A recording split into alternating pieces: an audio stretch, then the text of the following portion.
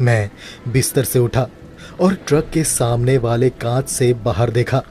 बाहर अंधेरा था, कुछ भी साफ दिखाई नहीं दे रहा था, पर कुछ काली परछाइयां हिलती हुई सी दिखाई दे रही थी। मैंने ट्रक में चाबी लगाकर ट्रक की हेडलाइट्स ऑन की तो जो देखा वो देखकर मेरी आंखें फटी की फटी रह गई, क्योंकि मेरे ट्रक के पास बड़े बड़े सूअर मेरे ट्रक को घेर कर खड़े थे। वो सारे सूअर किसी मिडिल साइज हाथी के समान लग रहे थे, एकदम मोटे तगड़े। पर वो सभी मेरे ट्रक को घेर कर क्यों खड़े थे, ये मुझे समझ नहीं आ रहा था। वो सभी मेरे ट्रक के पास आकर हवा में कुछ सूंघने की कोशिश कर रहे थे।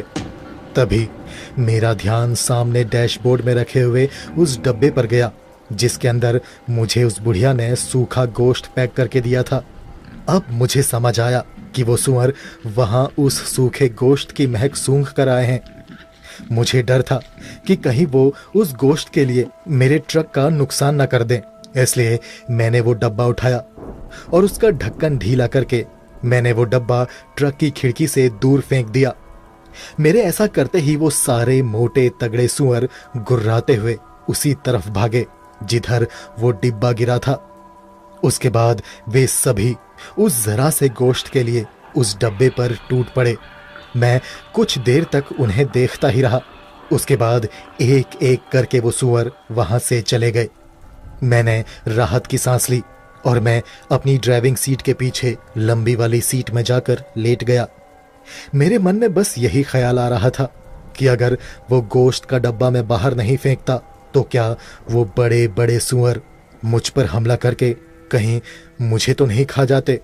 ऐसा सोचते सोचते कब मेरी आंख लग गई मुझे पता ही नहीं चला। अगले दिन भी वही भाग दौड़ रही। फिर शाम को मैं उसी ढाबे में गया। उस दिन भी वहां दूसरा कोई ग्राहक नहीं था। मुझे अब लगने लगा था जैसे उस बूढ़ी अम्मा का सिर्फ मैं ही एकमात्र ग्राहक हूं। जैसे ही मैं उस बूढ़ी अम्मा के झोपड़े के बाहर पहुंचा, मेरे पहुंचते ही वो बूढ़ी अम्मा एक हाथ में बड़ी सी थाली ले आई। उस दिन भी उसने वही खाना बनाया था जो उसने पिछली रात बनाया था। मैंने पेट भर खाना खाया और अम्मा से पूछा, अम्मा, मैं जब भी इस ढाबे में आया तब मुझे यहां कोई दूसरा ग्राहक नहीं दिखाई दिया, ऐसा क्यों? वो अम्मा बोली, अरे ऐसा इसलिए बेटा क्योंकि मैं उन्हें मारकर उन्हें पकाकर खा जाती हूं। ये सुनकर मैं कुछ पल के लिए सन्न रह गया। फिर वो हंसती हुई बोली, अरे बेटा, सब दिन में आते हैं, रात में कौन ही आएगा इस जंगल में खाना खाने। फिर मैंने अम्मा को उन सुअरों के बारे में बताया कि पिछली रात गोश्त की महक सूंघकर ढेर सारे मोटे तगड़े सुअर मेरे ट्रक के बाहर आकर खड़े हो गए थे। वो बूढ़ी अम्मा बोली, अरे वो, हाँ, सब चटोरे हैं। एक बार मैंने उन्हें बचा कुचा खाना क्या खिला दिया, उनकी जीभ में गोश्त का स्वाद लग गया। बस रोज रात में आकर खाना मांगते हैं, नहीं दो तो उधम मचाते हैं सारे के सारे। फिर वो हंसते हुए बोली, बेटा, आज भी बांध दूं सुबह के लिए सूखा गोश्त, सुबह खा लेना। मैंने कहा, नहीं अम्मा, रहने दो। ये मोटे तगड़े हाथी जैसे सुअर फिर मेरे ट्रक को घेर कर खड़े हो जाएंगे। इससे अच्छा आप रहने दो, मैं कल आकर खा लूंगा। उसके बाद मैं वहां से वापस अपने ट्रक में आ गया। उस रात भी मुझे जंगल में उन्हीं मोटे तगड़े सुअरों की आवाजें सुनाई देती रही जो खाने की तलाश में ढाबे की तरफ दौड़ रहे थे। खैर, मेरे लिए तो ये रोज की ही बात हो गई थी। ऐसे ही कुछ दिन और बीते। फिर एक दिन सड़क निर्माण का मेरा काम खत्म हो गया। अब सिर्फ सड़क में डामरीकरण का काम रह गया था जिसमें मेरा कोई रोल नहीं था। वो आखिरी रात भी मैं उसी ढाबे में खाने के लिए गया। इस बार मैं अपना ट्रक लेकर ही उस ढाबे तक गया क्योंकि सड़क में पत्थर बिछाए जा चुके थे। वो सड़क इस लायक तो बन ही गई थी कि ट्रक आराम से चल सके। ट्रक को ढाबे से दूर खड़ा करके मैं संकरे रास्ते से होकर उस ढाबे तक पैदल गया। उस रात भी मैंने पेट भर खाना खाया। जब मैं खाना खा रहा था तब अंदर वो बूढ़ी औरत किसी से बात कर रही थी।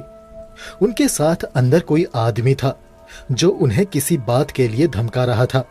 वो बूढ़ी अम्मा उसे जाने के लिए बोल रही थी। मैंने अपना खाना खत्म किया और उस झोपड़े के दरवाजे पर जाकर मैंने अम्मा को आवाज दी। मैंने जरा सा झोपड़े के अंदर झांका तो देखा अम्मा ने एक आदमी को एक डब्बा थमाया, बिल्कुल वैसा ही जैसा उसने पहली बार मुझे दिया था, जिसमें सूखा गोश्त रखा हुआ था। वो आदमी वो डब्बा लेकर दूसरे दरवाजे से बाहर चला गया। मैंने अम्मा से कहा, क्या हुआ अम्मा, कोई परेशानी है क्या? अम्मा बोली, नहीं बेटा, कोई परेशानी नहीं। फिर मैंने कहा, अम्मा मैं आज घर वापस जा रहा हूं, मेरा काम यहां पर खत्म हो गया है। अम्मा के चेहरे के भाव बदल गए। वो रुआंसी सी होकर बोली, अच्छा बेटा, ठीक है। मैंने अम्मा से पूछा कि अम्मा कितने पैसे हुए? अम्मा ने कहा, जितना तेरा दिल करे दे जा बेटा। मैंने अम्मा को कुछ पैसे दिए, थोड़े से ज्यादा ही दिए क्योंकि उन्होंने मेरे खाने का अच्छा ख्याल रखा था। उसके बाद मैंने उनसे विदा ली और वापस अपने ट्रक में जाकर ट्रक स्टार्ट किया और अपने घर के लिए निकल गया। लेकिन इस पूरी कहानी का सबसे डरावना मोड़ अब आने वाला था। मैं जब उस जंगल के बीच सड़क में ट्रक लेकर शहर की तरफ जा रहा था, तभी मैंने सड़क के एक तरफ जंगल में किसी आदमी की चीख सुनी। कोई आदमी तेजी से दौड़ते हुए जंगल में भाग रहा था और उसके पीछे मैंने उन्हीं सुअरों के भागने की आवाजें सुनी जिन्हें मैं रोज रात को ढाबे की तरफ भागते हुए सुनता था। वो सारे सुअर अभी किसी आदमी का पीछा कर रहे थे। मेरी नजर उस जंगल की तरफ ही थी। तभी मेरा ध्यान सामने सड़क पर गया और मैंने देखा मेरे ट्रक के सामने अचानक से एक आदमी आया। मैं ब्रेक मारता उससे पहले ही मेरा ट्रक उसके ऊपर चढ़ गया और मैंने उस आदमी की दर्द भरी चीख अपने ट्रक के नीचे से सुनी और फिर उसका शरीर मेरे टायर के नीचे आया और वो आदमी कुचल गया। उसकी चीख बंद हो गई और मेरा ट्रक आगे बढ़ गया। मैं ट्रक चलाता रहा।